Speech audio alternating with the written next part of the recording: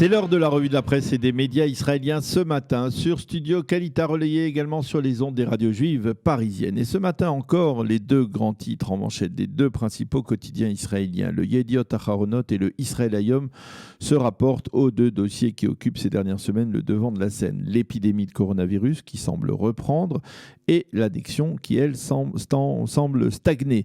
Le Yediot Aharonot, lui, a opté ce matin pour l'épidémie avec un titre plutôt inquiétant. À l'hôpital Ichilov de Tel Aviv, 11 médecins, infirmières et autres employés ont été diagnostiqués comme positifs dans un seul et même département, le département de médecine interne. Et l'on estime que la contamination s'est produite lors d'un rassemblement au cours duquel les règles d'hygiène et de distanciation sociale n'ont pas été apparemment respectées, ce qui a conduit la direction du grand hôpital à publier un communiqué dans lequel elle affirme considérer avec une extrême gravité toute violation de ces règles. Le Yediot Aharonot évoque également en première page un second aspect de l'épidémie avec la confrontation entre l'État d'un côté et les syndicats d'enseignants de l'autre. Ces derniers, ou plus exactement leurs responsables, refusent de prolonger l'année scolaire au-delà des fameux 9 jours supplémentaires accordés au début du mois de juillet. Cela provoque la colère de celle qui fut ministre de l'Éducation sous le gouvernement de Binyamin Netanyahou il y a 10 ans, Limor Livnat. Les deux présidents des syndicats d'enseignants ne sont pas prêts à endosser la moindre responsabilité en cette période difficile et la question se pose de savoir s'ils représentent vraiment l'ensemble des enseignants israéliens, écrit Limor Livnat. Comment peuvent-ils être aussi insensibles à ce qui se passe, aux parents de leurs élèves qui ont perdu leurs emplois? Comment peuvent-ils refuser de participer à l'effort national, écrit Limor Livnat, donc en première page du Yediot Aharonot. Le Israël Hayom lui aussi mentionne en première page le bras de fer entre le Trésor et les syndicats d'enseignants. L'État menace, si vous ne prolongez pas l'année scolaire, votre salaire sera réduit. Le Israël Hayom montre également en une photo de la manifestation de protestation de plusieurs milliers d'artistes et d'employés du monde du spectacle qui ont protesté hier devant la Knesset contre la paralysie totale de leur secteur depuis 3 mois et contre la discrimination dont ils se disent victimes. Pourquoi a-t-on rouvert les salles de fête mais pas les salles de spectacle, se demande-t-il à voix haute, et forcé de reconnaître que cette question est pertinente et que personne dans l'opinion publique n'a de véritable réponse tout aussi pertinente à fournir. En pages 2 et 3, le Yediot Aharonot se penche sur la propagation du virus dans Tel Aviv, et en particulier dans le sud de la métropole et dans les quartiers défavorisés où vivent de nombreux travailleurs étrangers et illégaux. Et le nombre de malades continue d'augmenter puisqu'on en recense, selon le Yediot Aharonot, 113 de plus qu'il y a 24 heures et que l'on recense actuellement 3520 malades alors qu'il y en avait moins de 2000 il y a une quinzaine de jours. Le second titre, et celui qui est mis en évidence en manchette du Israël Hayom, se rapporte donc au projet de loi d'instauration de la souveraineté israélienne sur la vallée du Jourdain et sur une partie des implantations juives. Le quotidien gratuit fait état de tensions au sein de la coalition gouvernementale entre Binyamin Netanyahou, qui entend aller jusqu'au bout de sa démarche en annexant 30% de la Judée et de la Samarie, et Benny Gantz, qui est nettement plus modéré. Hier encore, les deux premiers ministres se sont rencontrés, mais la rencontre s'est terminée sans véritable accord autour de ce dossier brûlant. Au Likoud, on affirme même que Binyamin Netanyahou a présenté à Benny Gantz les cartes de l'instauration de la souveraineté, mais le ministre de la Défense a refusé de les consulter.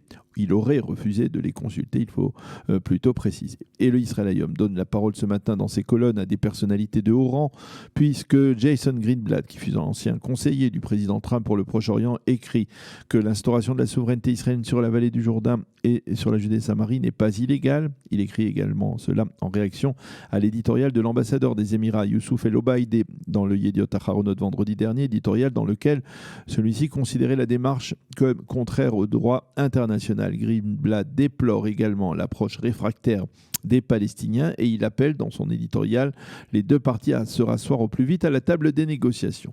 Quant à Caroline Glick, qui est l'une des éditorialistes les plus pertinentes dans la droite israélienne, elle estime que l'instauration de la souveraineté israélienne est de loin plus importante que les menaces vaines de l'ambassadeur des Émirats, et de rappeler que toute coopération entre Israël et ses pays arabes modérés repose sur un seul et unique point, l'intérêt commun. Personne ne nous rend service et si déjà, précise-t-elle, c'est Israël qui est la partie plus forte de cette équation avec les pays du Golfe, les pays modérés du Golfe Persique. Revenons au Yediot Aharonot qui lui mentionne en première page ce matin un autre aspect de cette crise autour de l'annexion, la position de plus en plus dure de la Jordanie. Le Yediot Aharonot Aharonot souligne que le roi Abdallah a refusé hier ou ces derniers jours de prendre une communication téléphonique de Binyamin Netanyahou et qu'il refuse même de recevoir Haman Benny Gantz. En page intérieure, le Yediot publie une carte de certains sites historiques qui passeront sous contrôle palestinien si le plan de paix de Donald Trump est accepté ou mis en application.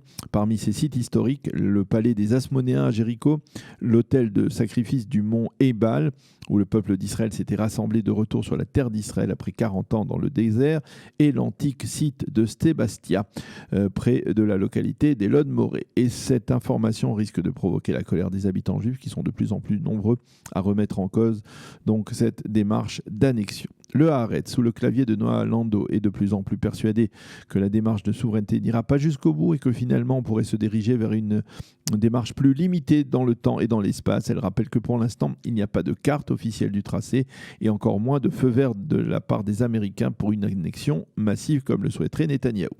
Et puis c'est dans ce contexte de tension que le Maariv révèle ce matin en une que l'État d'Israël aurait décidé d'augmenter le nombre d'ogives nucléaires sur ses missiles. Selon un rapport de l'Institut pour la recherche de la paix, Israël posséderait actuellement 90 missiles à ogives nucléaires alors qu'il n'en avait que 80 l'an dernier. Les puissances nucléaires à travers le monde détiennent ensemble quelques 3700 ogives nucléaires.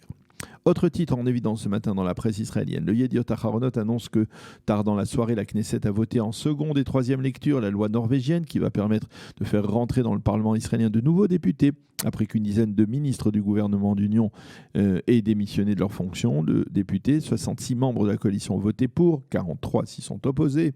À bleu blanc, on s'insurge contre le fait que le Premier ministre n'ait pas été présent au moment de ce vote important. Quant au Israël Hayom, il souligne qu'un accord de cessez-le-feu est intervenu hier d'une certaine manière entre le Likoud et Bleu Blanc après que Benny Gantz ait apparemment accepté une exigence du Likoud selon laquelle si la Cour suprême devait invalider dans les prochains mois, plus exactement après les 6 mois de gouvernement d'urgence nationale, Binyamin Netanyahou au poste de Premier ministre en raison de ses chefs d'accusation, alors le pays se dirigerait vers des élections. Mati Turtfeld, dans le Israël Hayom, évoque cette tension au sein de la coalition, mais il ne semble pas particulièrement préoccupé. Et les deux partis, écrit-il ce matin, prennent leur marque, mais l'essentiel est que la stabilité de la coalition soit respectée. Selon Turtfeld, on est encore bien loin de nouvelles élections anticipées. Et puis nous revenons pour terminer au Corona, mais sous un prisme européen, puisque le Yediot Aharonot consacre sa double page centrale ce matin à ce qu'il appelle le réveil de l'Europe après 3 mois de confinement. Le journal nous montre des photos des grandes capitales européennes où l'on reprend les bonnes et peut-être même les moins bonnes habitudes. À Paris, les fromages et le vin sont à nouveau au menu des grands restaurants, précise le Yediot. À Oxford Street, à Londres, les magasins ont rouvert leurs portes et les clients les ont pris d'assaut. Et puis en Espagne, les touristes sont revenus apparemment à Palma de Majorque. C'est la fin de cette revue de la presse et des médias israéliens.